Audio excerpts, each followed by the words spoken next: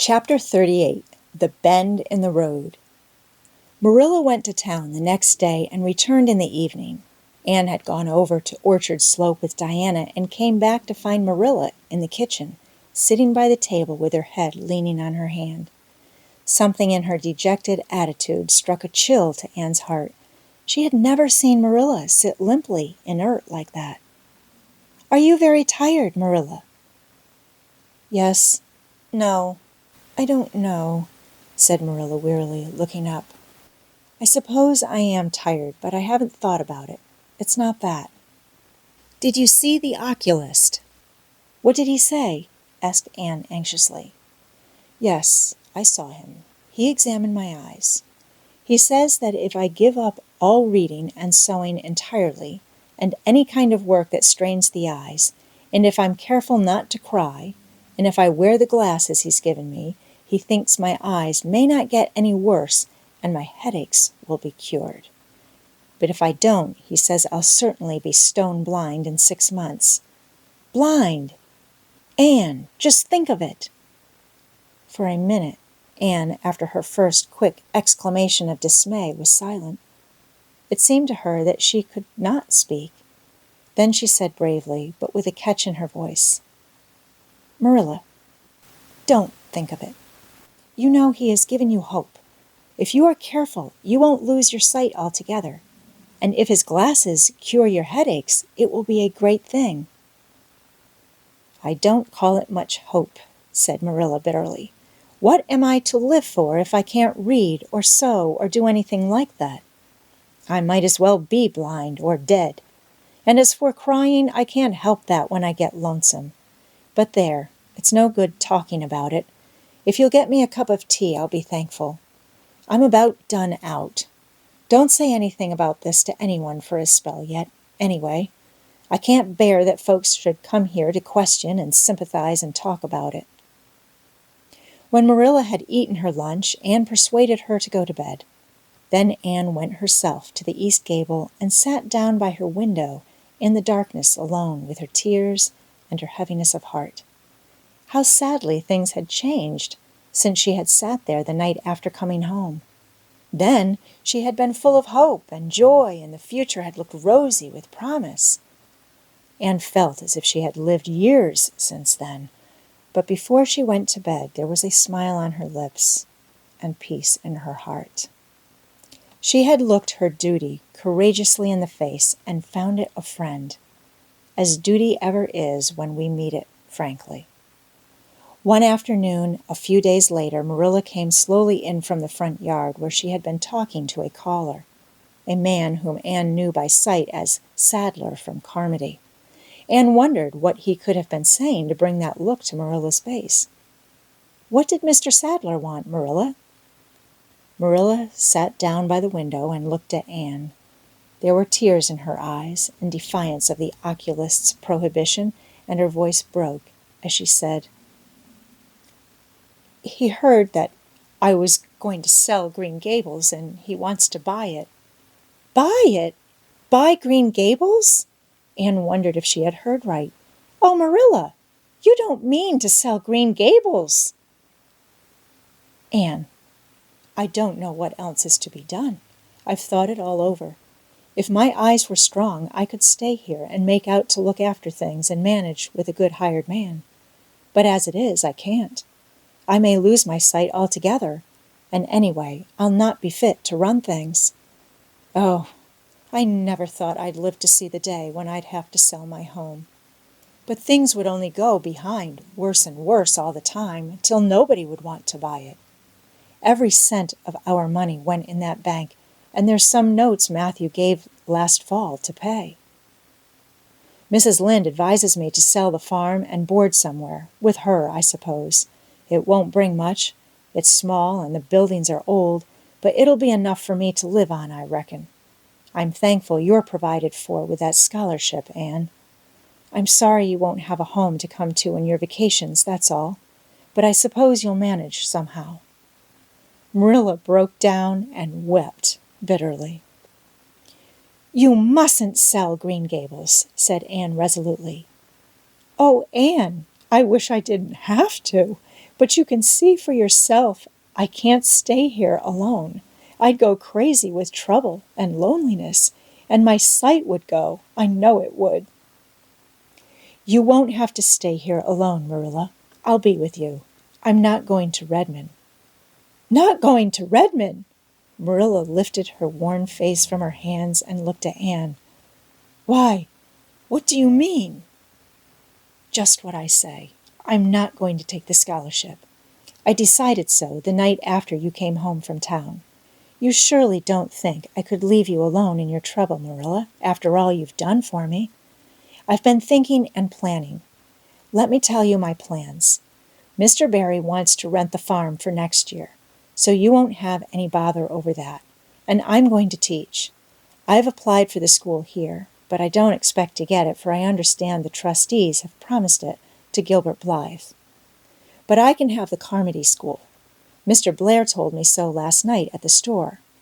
Of course, that won't be quite as nice or convenient as if I had the Avonlea School, but I can board home and drive myself over to Carmody and back, in the warm weather at least, and even in winter I can come home Fridays. We'll keep a horse for that. Oh, I have it all planned out, Marilla, and I'll read to you and keep you cheered up. You shan't be dull or lonesome, and we'll be real cozy and happy here together, you and I. Marilla had listened like a woman in a dream. Oh, Anne, I could get on real well if you were here, I know, but I can't let you sacrifice yourself so for me. It would be terrible. Nonsense, Anne laughed merrily. There is no sacrifice. Nothing could be worse than giving up Green Gables. Nothing could hurt me more. We must keep the dear old place. My mind is quite made up, Marilla. I'm not going to Redmond, and I am going to stay here and teach. Don't you worry about me a bit. But your ambitions, and I'm just as ambitious as ever, only I've changed the object of my ambitions. I'm going to be a good teacher, and I'm going to save your eyesight. Besides, I mean to study at home here and take a little college course all by myself. Oh, I've dozens of plans, Marilla. I've been thinking them out for a week. I shall give life here my best, and I believe it will give its best to me in return. When I left Queens, my future seemed to stretch out before me like a straight road. I thought I could see along it for many a milestone. Now there is a bend in it. I don't know what lies around the bend, but I'm going to believe that the best does. It has a fascination of its own, that bend, Marilla. I wonder how the road beyond it goes, what there is of green glory and soft checkered light and shadows, what new landscapes, what new beauties, what curves and hills and valleys further on. I don't feel as if I ought to let you give it up, said Marilla, referring to the scholarship. But you can't prevent me. I'm 16 and a half, obstinate as a mule, as Mrs. Lynde once told me, laughed Anne. Oh, Marilla, don't you go pitying me. I don't like to be pitied, and there is no need for it. I'm heart-glad over the very thought of staying at dear Green Gables. Nobody could love it as you and I do, so we must keep it. You blessed girl, said Marilla, yielding. I feel as if you'd given me new life. I guess I ought to stick out and make you go to college, but I know I can't, so I ain't going to try. I'll make it up to you, though, Anne. When it became noised abroad in Avonlea that Anne Shirley had given up the idea of going to college and intended to stay home and teach, there was a good deal of discussion over it. Most of the good folks, not knowing about Marilla's eyes, thought she was foolish. Mrs. Allan did not. She told Anne so in approving words that brought tears of pleasure to the girl's eyes.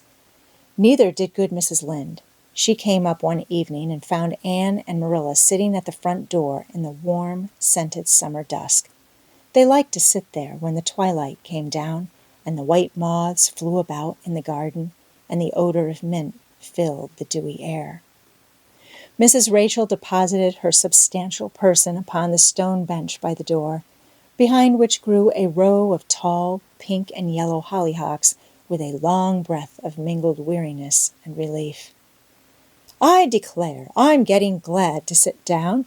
I've been on my feet all day, and 200 pounds is a good bit for 2 feet to carry round. It's a great blessing not to be fat, Marilla. I hope you appreciate it. Well, Anne, I hear you've given up your notion of going to college.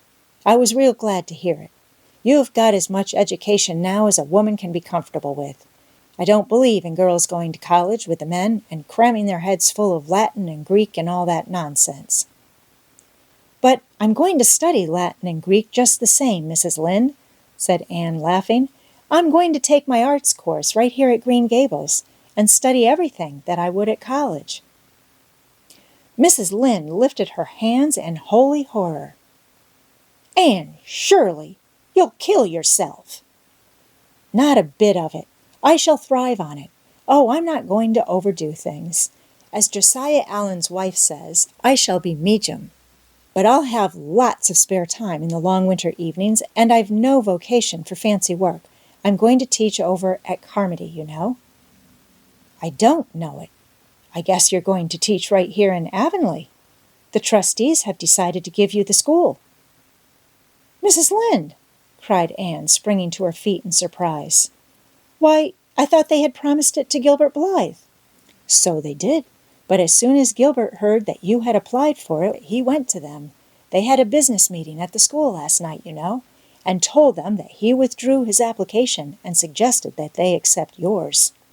He said he was going to teach at White Sands. Of course, he knew how much you wanted to stay with Marilla, and I must say I think it was real kind and thoughtful in him, that's what. Real self-sacrificing, too, for he'll have his board to pay at White Sands, and everybody knows he's got to earn his own way through college. So the trustees decided to take you. I was tickled to death when Thomas came home and told me. I don't feel that I ought to take it, murmured Anne. I mean, I don't think I ought to let Gilbert make such a sacrifice for me. I guess you can't prevent him now. He's signed papers with the White Sands trustees, so it wouldn't do him any good now if you were to refuse. Of course you'll take the school. You'll get along all right, now that there are no pies going. Josie was the last of them, and a good thing she was, that's what. There's been some pie or other going to Avonlea School for the last 20 years, and I guess their mission in life was to keep school teachers reminded that Earth isn't their home. Bless my heart! What does all that winking and blinking at the Berry Gable mean? Diana is signaling for me to go over, laughed Anne. You know, we keep up the old custom.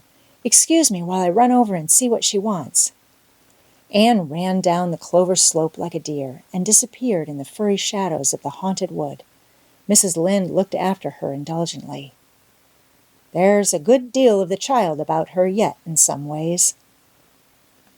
There's a good deal more of the woman about her in others, retorted Marilla, with a momentary return of her old crispness. But crispness was no longer Marilla's distinguishing characteristic, as Mrs. Lynde told her Thomas that night. Marilla Cuthbert has got mellow. That's what. Anne went to the little Avonlea graveyard the next evening to put fresh flowers on Mathew's grave and water the Scotch rosebush. She lingered there until dusk, liking the peace and calm of the little place, with its poplars whose rustle was like low, friendly speech, and its whispering grasses growing at will among the graves. When she finally left it, and walked down the long hill that sloped to the Lake of Shining Waters, it was past sunset, and all Avonlea lay before her in a dreamlike afterlight, a haunt of ancient peace. There was a freshness in the air as of a wind that had blown over honey-sweet fields of clover. Home lights twinkled out here and there among the homestead trees. Beyond lay the sea, misty and purple, with its haunting, unceasing murmur. The west was a glory of soft-mingled hues, and the pond reflected them all in still softer shadings. The beauty of it all thrilled Anne's heart, and she gratefully opened the gates of her soul to it. Dear old world, she murmured, you are very lovely, and I am glad to be alive in you. Halfway down the hill, a tall lad came whistling out of a gate before the Blythe homestead. It was Gilbert, and the whistle died on his lips as he recognized Anne. He lifted his cap courteously, but he would have passed on in silence if Anne had not stopped and held out her hand. "Gilbert," she said with scarlet cheeks, "I want to thank you for giving up the school for me. It was very good of you, and I want you to know that I appreciate it." Gilbert took the offered hand eagerly. "It wasn't particularly good of me at all, Anne. I was pleased to be able to do you some small service. Are we going to be friends after this? Have you really forgiven me my old fault?" Anne laughed and tried unsuccessfully to withdraw her hand. "I forgave you that day by the pond landing, although I didn't know it. What a stubborn little goose I was. I may as well make a complete confession. I've been sorry ever since." "We are going to be the best of friends," said Gilbert jubilantly. "We were born to be good friends, Anne. You've thwarted destiny enough. I know we can help each other in many ways. You are going to keep up your studies, aren't you? So am I. Come, I'm going to walk home with you." Marilla looked curiously at Anne when the latter entered the kitchen. "Who was that came up the lane with you, Anne?" "Gilbert Blythe," answered Anne, vexed to find herself blushing. "I met him on Barry's Hill." "I didn't think you and Gilbert Blythe were such good friends that you'd stand for half an hour at the gate talking to him," said Marilla, with a dry smile. "We haven't been. We've been good enemies, but we have decided that it will be much more sensible to be good friends in the future." "Were we really there half an hour?" "It seemed just a few minutes. But you see, we have 5 years lost conversations to catch up with, Marilla." Anne sat long at her window that night, companioned by a glad content. The wind purred softly in the cherry boughs, and the mint breaths came up to her. The stars twinkled over the pointed firs in the hollow, and Diana's light gleamed through the old gap. Anne's horizons had closed in since the night she had sat there after coming home from Queen's, but if the path set before her feet was to be narrow, she knew that flowers of quiet happiness would bloom along it. The joy of sincere work and worthy aspiration and congenial friendship were to be hers. Nothing could rob her of her birthright of fancy or her ideal world of dreams. And there was always the bend in the road. "God's in his heaven. All's right with the world," whispered Anne softly.